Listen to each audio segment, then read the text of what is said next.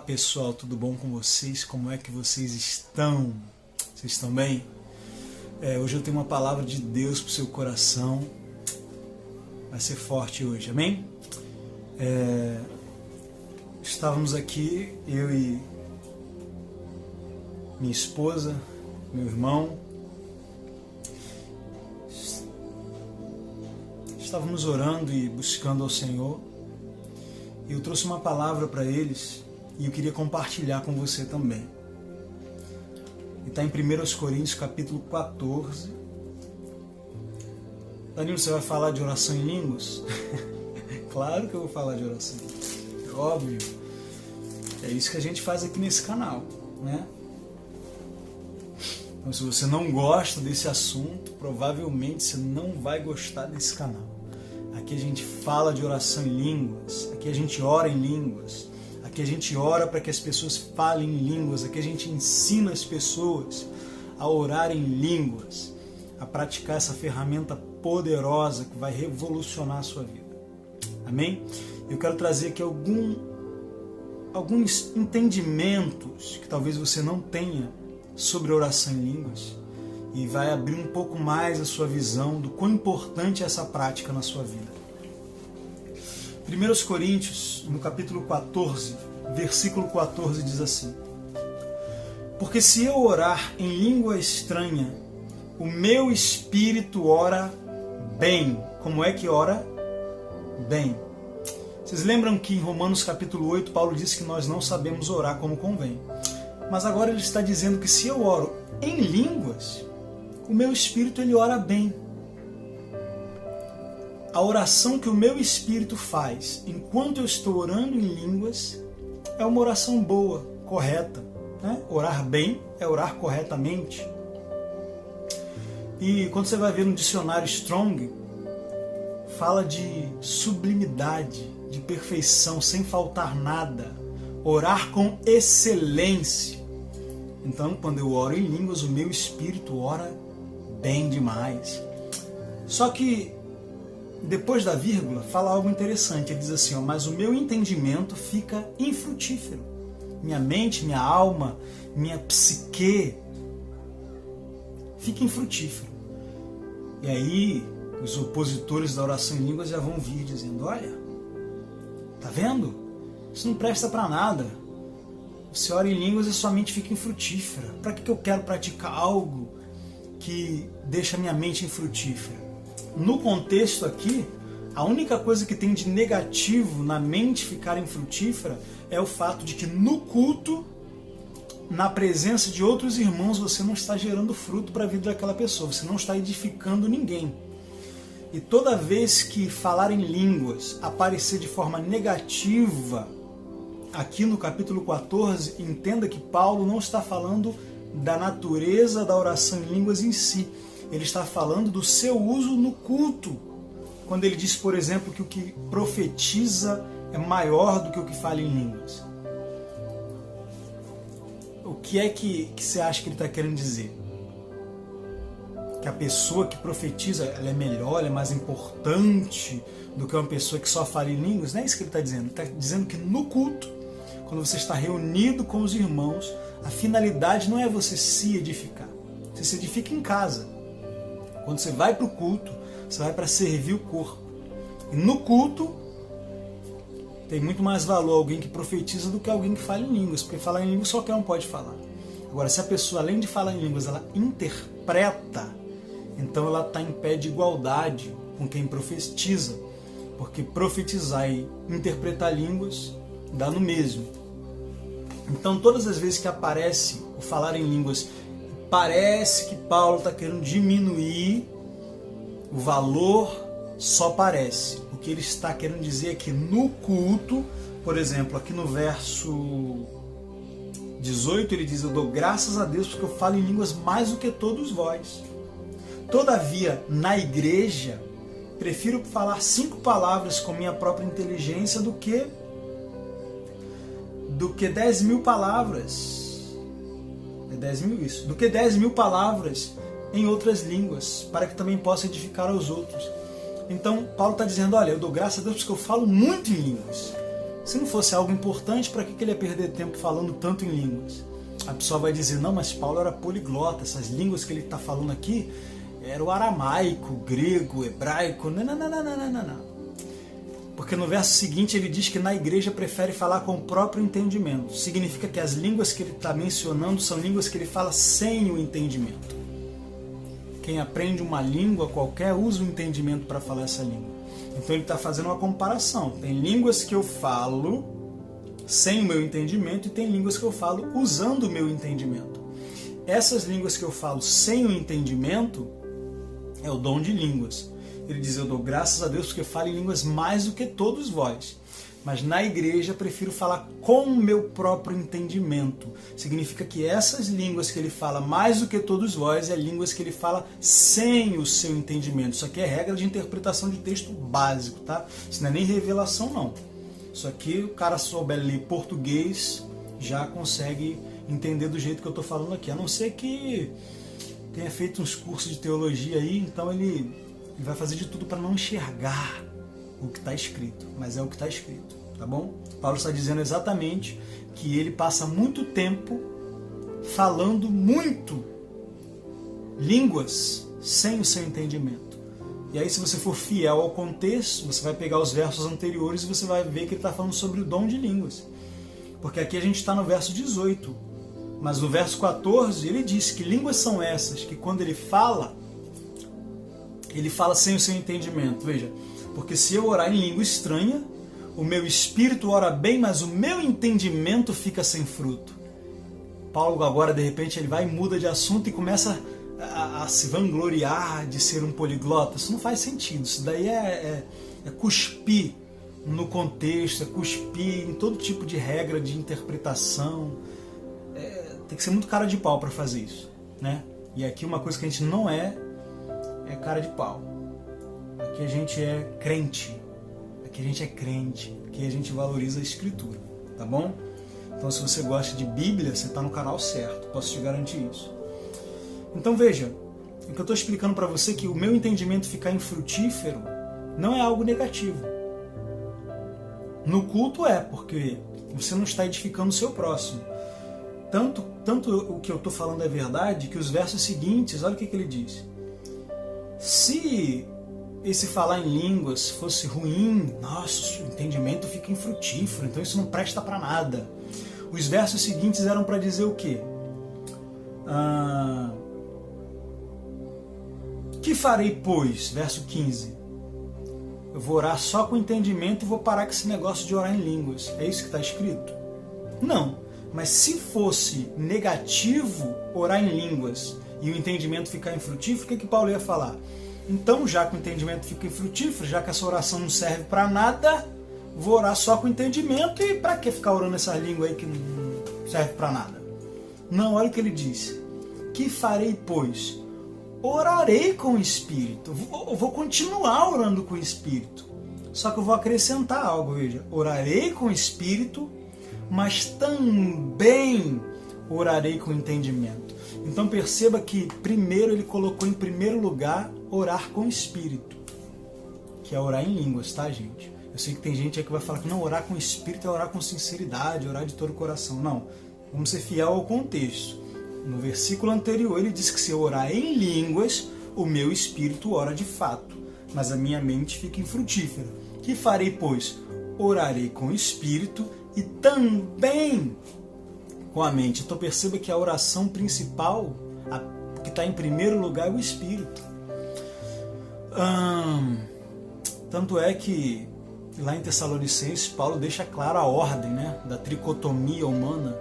E todo o vosso espírito, alma e corpo. O espírito vem sempre em primeiro lugar. Então, na oração, o seu espírito também tem que vir em primeiro lugar. Então você ora com o espírito e também ora com a mente. O também é depois. Eu oro com o espírito e também com a mente. Aí é o acréscimo. Agora tem gente não, que só ora com a mente e de vez em quando ora com o espírito. É por isso que na vida dela, a mente dela está sempre no controle. O espírito está sempre ficando por último. Sempre ficando por último. Quando a mente está no controle, meu amigo, por isso que Provérbios 3 já diz, Confia no Senhor de todo o teu coração e não te estribes no teu próprio entendimento. A maioria das burrices que você já fez na sua vida saíram daqui. Ó. Então, de repente, o que você está precisando mesmo, querido, é que a sua mente fique um pouco infrutífera. Porque, sabe, eu posso dizer isso, nossa mente é frutífera demais. E às vezes a gente imagina 1000 formas de fazer as coisas, menos a forma de Deus.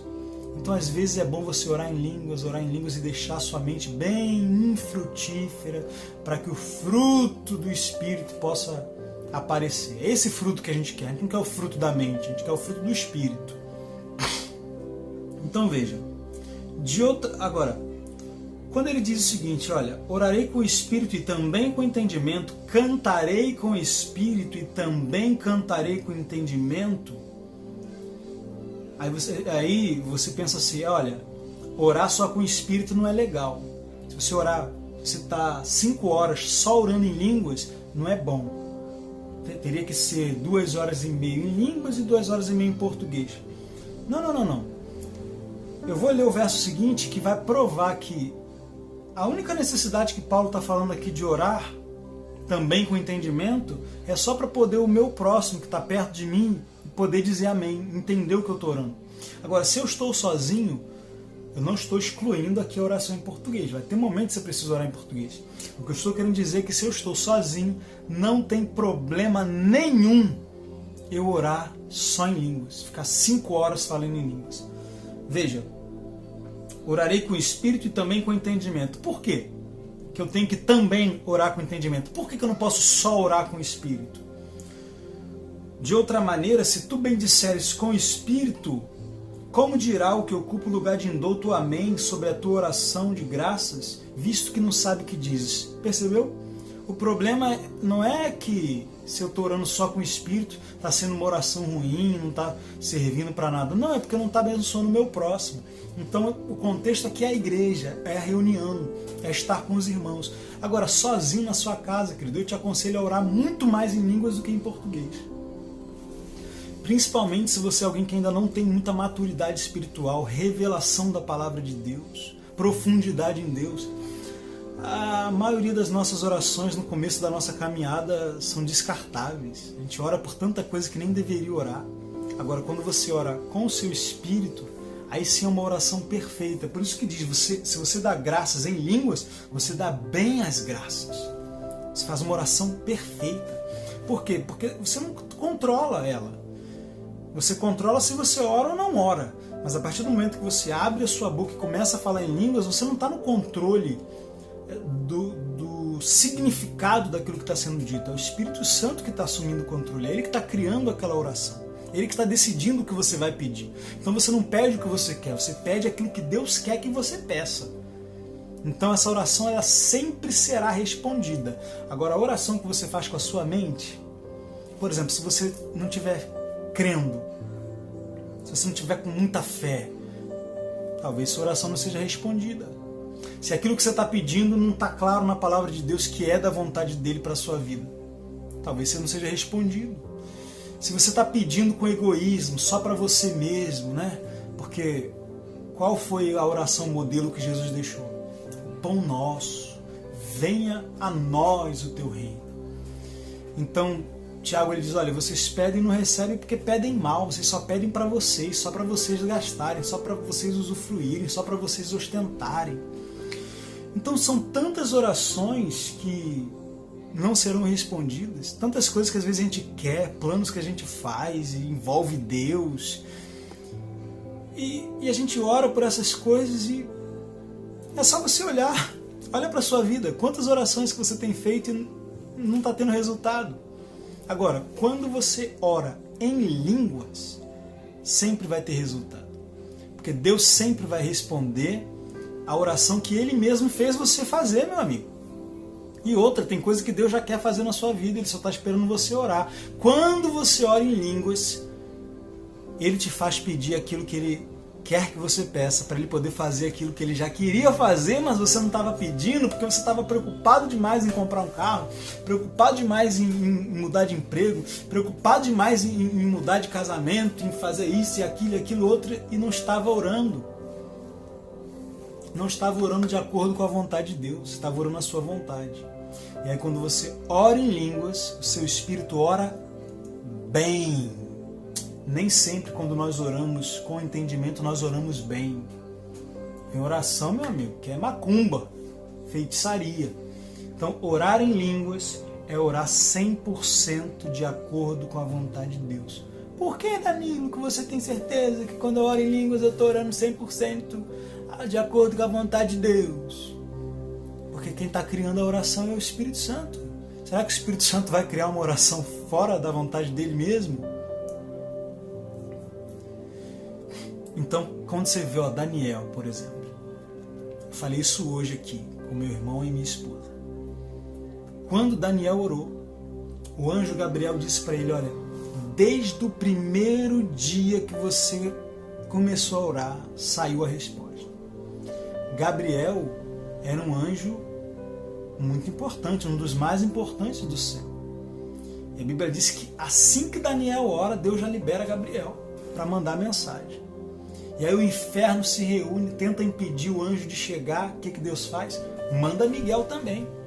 E se fosse preciso, Deus mandava o céu inteiro, só para garantir que aquela oração que Daniel estava fazendo fosse respondida. Agora, que oração era essa, meu irmão?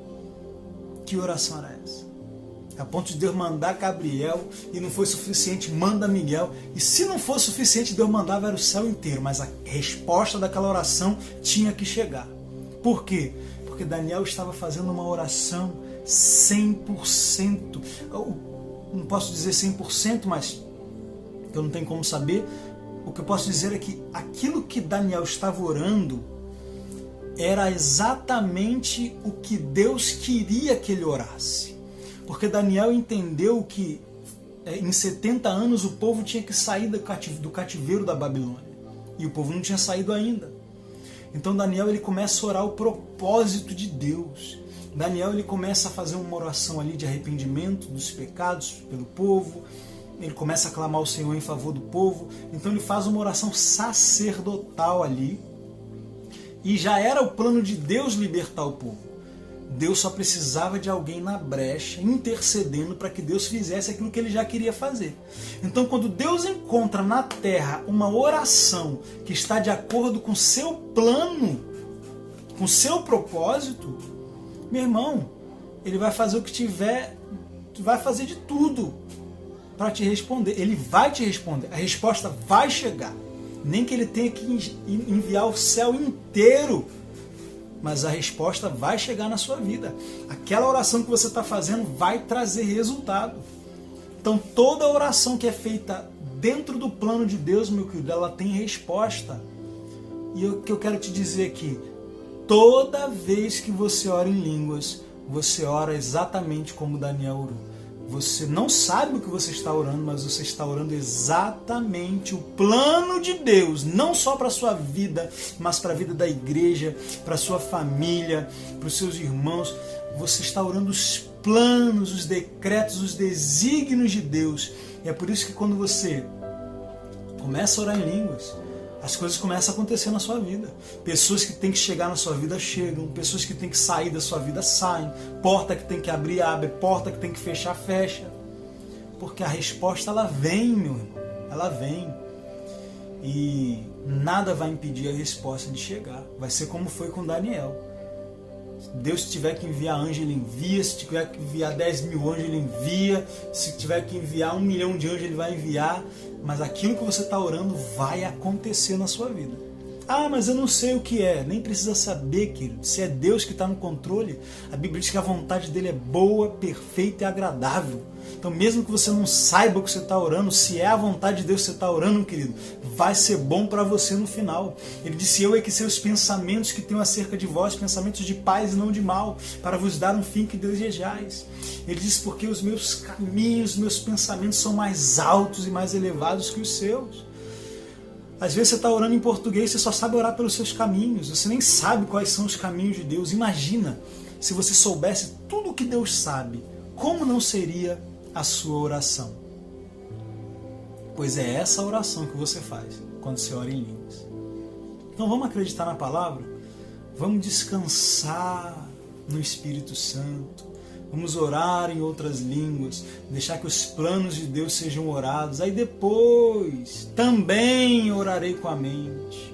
Primeiro eu priorizo o Espírito. Primeiro eu priorizo a oração, que eu tenho certeza que está dentro da vontade de Deus. Depois eu faço aquelas orações, sabe? Daquelas coisas que estão me preocupando, daquela pessoa que está me preocupando. Pode ser que isso esteja dentro do plano de Deus? Sim, pode ser que não. Então, como você não pode confiar na sua alma, principalmente se você ainda não amadureceu, se a sua alma ainda não foi renovada, se a tua carne ainda não foi mortificada, via das dúvidas, é melhor não confiar em você mesmo. Então, não confie sua vida de oração apenas a você mesmo. Confie a maior parte da sua vida de oração à pessoa do Espírito Santo. Que eu garanto, meu querido, que é impossível você ficar onde você está. Se o Espírito Santo estiver no controle das suas orações, ele com certeza estará no controle das suas decisões e de todos os acontecimentos da sua vida. É por isso que em Romanos 8, depois de Paulo dizer que segundo a vontade de Deus é que o Espírito intercede pelos santos, no verso seguinte ele diz que nós sabemos que todas as coisas cooperam para o bem daqueles que amam a Deus. O Espírito Santo orando por você, meu querido, não tem como nada dar errado. Então eu espero ter abençoado a sua vida, mais um Semeando Vida no Espírito. Se você quer ser, junto comigo, um semeador de vida no Espírito, deixe o seu like, se inscreva no canal, ative o sininho, deixe seu comentário e compartilha. Faça essa mensagem chegar ao maior número de pessoas que você puder. Eu conto com você. Que Deus te abençoe. Até um próximo vídeo.